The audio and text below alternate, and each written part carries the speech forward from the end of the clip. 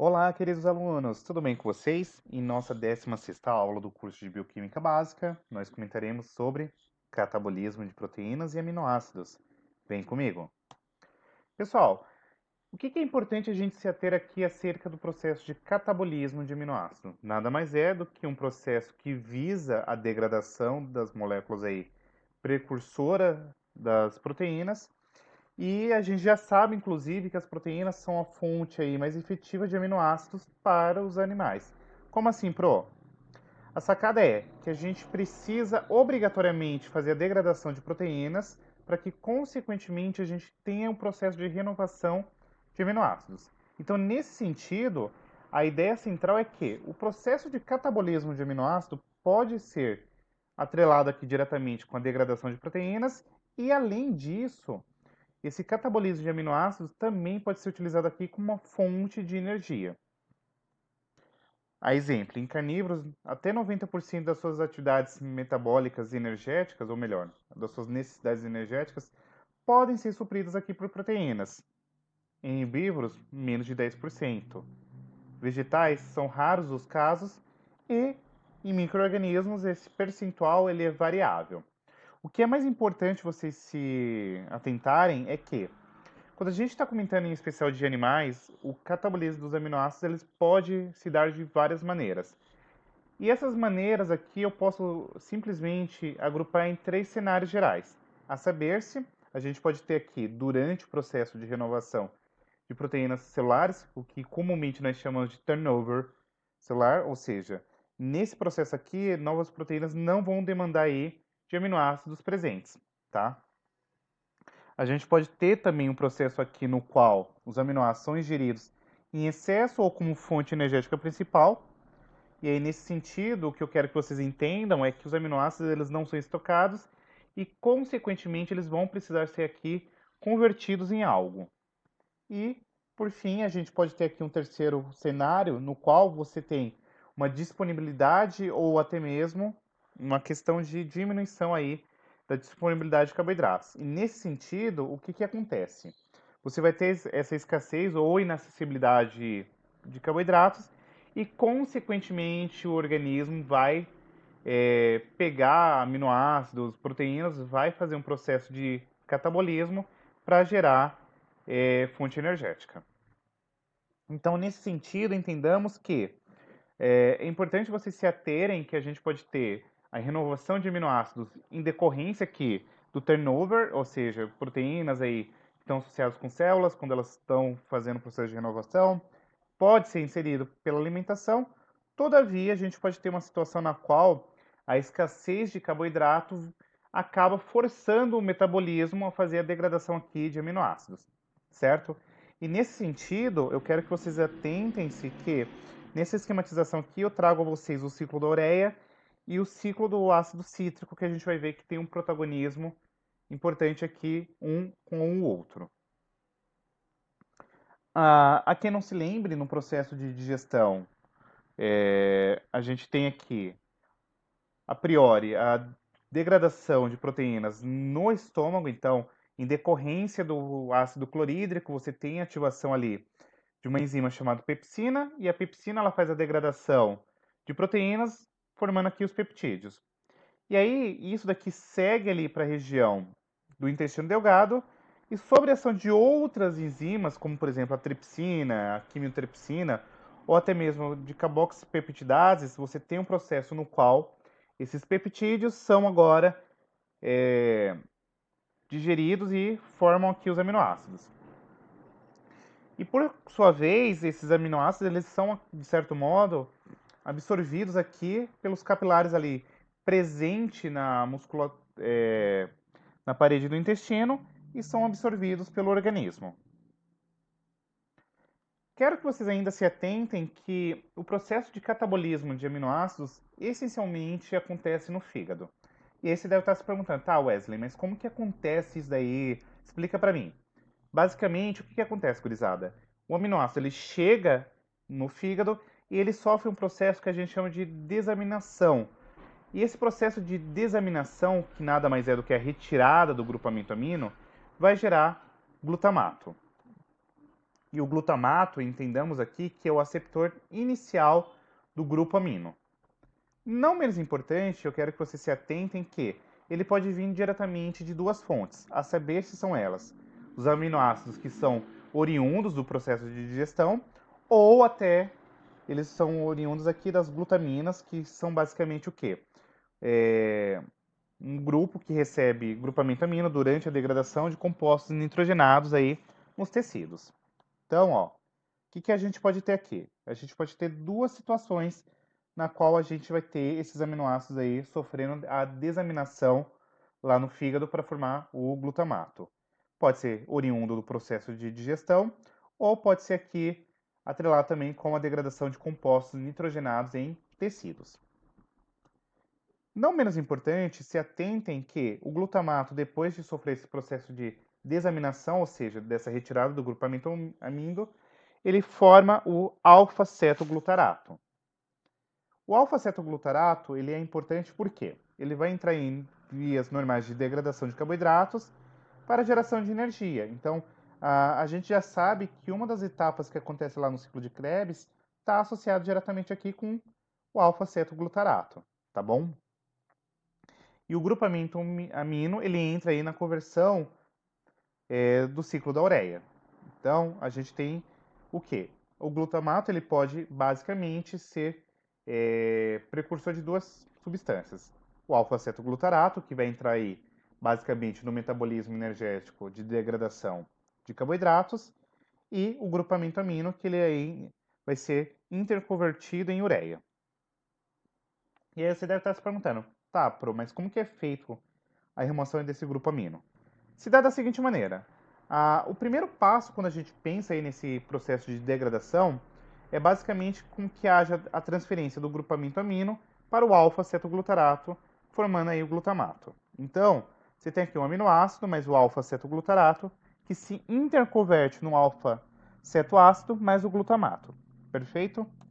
E aí eu quero que vocês se atentem ainda que esse processo ele é catalisado por uma classe de enzimas chamadas de aminotransferases, ou simplesmente são denominadas como transaminases, tá? E aí, basicamente, você deve estar se perguntando, ok, beleza, entendi que são as transaminases que catalisam esse processo, mas aonde elas estão inseridas? A resposta a isso é o seguinte, elas estão inseridas tanto no citosol quanto na mitocôndria. E é importante vocês se atentarem, que eu comentei lá na nossa nona aula do curso, sobre o piridoxal fosfato, que é justamente uma coenzima que é derivada da vitamina B6. Beleza? Acrescido a isso, eu queria que vocês se atentassem que acontece um processo de transaminação nos tecidos. Que basicamente o que é? É um processo de degradação dos compostos nitrogenados, isto é, compostos que apresentam nitrogênio, que vai gerar como resíduo metabólico a molécula de amônia, tá? E aí, como eu falei para vocês, o glutamato ele é importante porque ele entra como receptor também aqui da amônia nos tecidos. E aí, consequentemente, para ser levado ao fígado, o glutamato recebe esse grupamento amino aí que deriva da amônia, passando pela glutamina. Não menos importante, eu quero que vocês se atentem que o acúmulo de amônia dentro das células é uma coisa prejudicial, extremamente tóxico, e consequentemente a gente precisa utilizar-se de alguma via para tentar eliminar a amônia, certo? Então, aqui entra agora como protagonista o ciclo glicose-alanina. Como que se dá esse processo? Nos músculos, os aminoácidos são aí utilizados frequentemente como uma fonte energética, tá? E aí, para que aconteça isso, eu preciso obrigatoriamente com que esses grupamentos aminos aí presentes nos aminoácidos sejam capturados pelo glutamato. E os músculos, por sua vez, eles liberam muito piruvato, resultante aí da quebra anaeróbia da glicose. Aqui não se lembre, a quebra anaeróbia da glicose é um processo fermentativo ou até mesmo a gente pode citar aqui a própria glicólise. Os glutamatos, por suas vezes, eles precisam estar associados aqui aos piruvatos, e quando há associação de glutamato com piruvato, nós temos aqui a formação da alanina, tá? E lá no fígado, o que acontece? Esses piruvatos eles são recuperados e voltam aqui à via aeróbia de degradação, ou seja, Basicamente, o que se tem aqui, pessoal, é que a gente tem aí um processo no qual forma-se aqui a alanina, mas quando chega lá no fígado, isso daqui é convertido novamente a piruvato para que a gente consiga utilizar aí na via de degradação de carboidratos, tá bom? Então, ó, esquematizando aqui a vocês, eu quero que vocês se atentem que, como eu falei, os aminoácidos eles podem ser oriundos aí de proteínas ingeridas e, consequentemente, digeridas pelo trato gastrointestinal, mas também a gente pode ter aqui interconversão de outras substâncias aqui dentro do próprio metabolismo a isso, tá?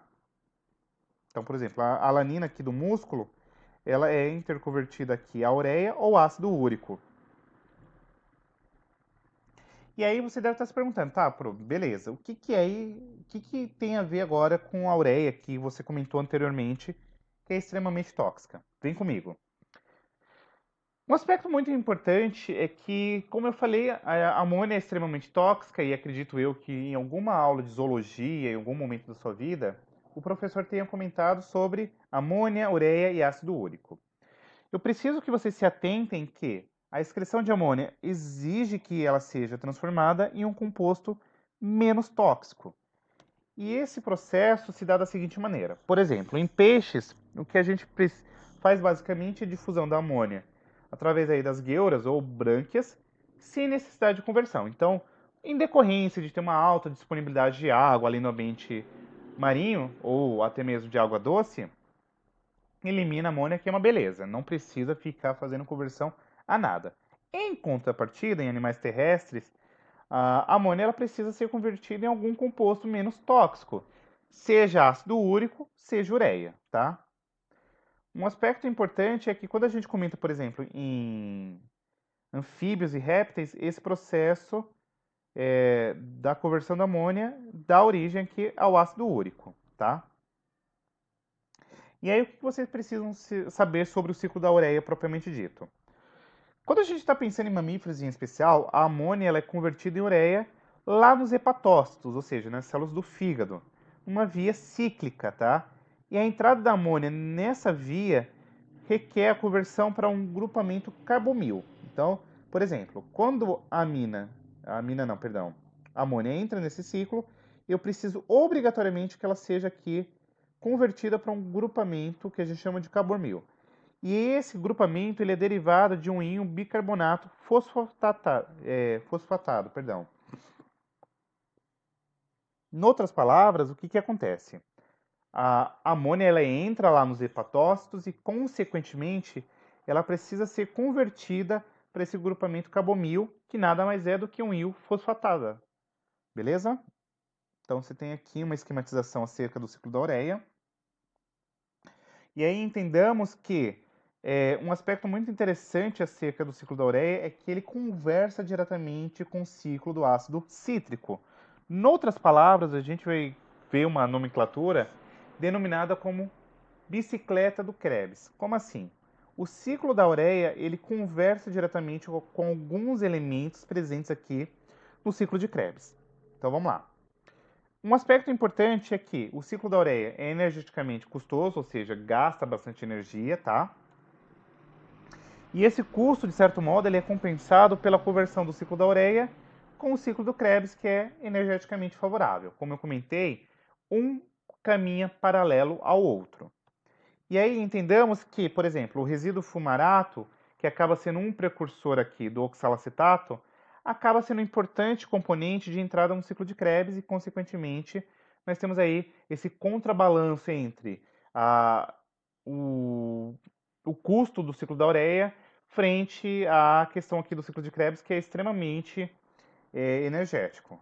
E aí, como eu falei para vocês, essa conversão entre ciclo da ureia versus ciclo de Krebs é conhecido como bicicleta de Krebs, tá? E aí entendamos ainda que esse ciclo ele acaba sendo regulado basicamente pela demanda de compostos nitrogenados nos hepatócitos, ou seja, a forma de regular esse processo deriva basicamente da precisão a qual as células do fígado precisem de compostos que tenham nitrogênio em sua estrutura, tá? Não menos importante, é importante que vocês ainda tenham aí muito bem claro que, eventualmente, pode acontecer aí variações na atividade da formação da ureia, mas o processo, ele, de certo modo, é regulado aqui na concentração de enzimas que catalisam aí essas reações, tá? Então, percebam que no ciclo, quando você tem esse processo aqui, ó, vocês vão ver que vários compostos, por exemplo, ó, leucina, lisina, fenilalanina, podem ser convertidos aqui a aceto-acetil-CoA, que forma acetil-CoA, isoleucina, ó. Percebam, de certo modo, que a degradação dos aminoácidos visa basicamente formar alguns produtos que podem ser diretamente associados aqui ao ciclo de Krebs para fazer a produção de energia.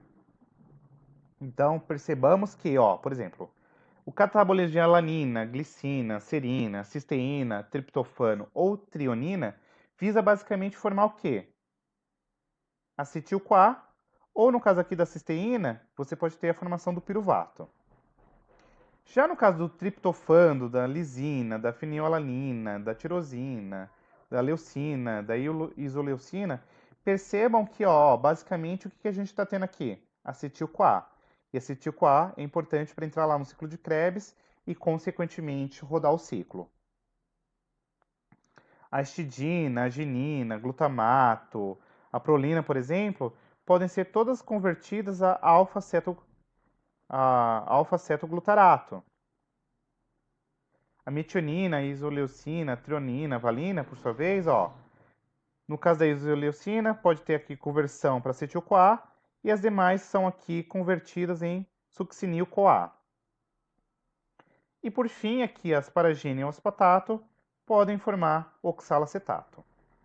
Posto isto, quero que vocês entendam que o aspecto mais importante quando a gente pensa na degradação de aminoácidos é que eles podem diretamente conversar com o ciclo de Krebs. Então percebam, como eu discorri anteriormente, que todos os aminoácidos eles podem ser convertidos a produtos diretamente associados ao ciclo de Krebs. Então, por exemplo, ó, tem-se produção de acetil-CoA, de piruvato, de oxalacetato, de fumarato, de succinil-CoA, alfa-cetoglutarato, glutamato e por aí vai. Mas não menos importante, você também pode ter aqui a formação também de corpos cetônicos. O importante é que vocês se atentem que basicamente tudo conversa no metabolismo. Então, as vias elas convergem, conversam entre si. Beleza? E era isso, gente. Espero que vocês tenham curtido. Compartilhe o vídeo. Se não for inscrito, se inscreva. Ativa aí o sininho de notificação, dá um up. E, não menos importante, eu desejo aí muitas coisas boas para vocês. Bastante sucesso nos estudos. Um beijão e até a nossa próxima aula. Fui!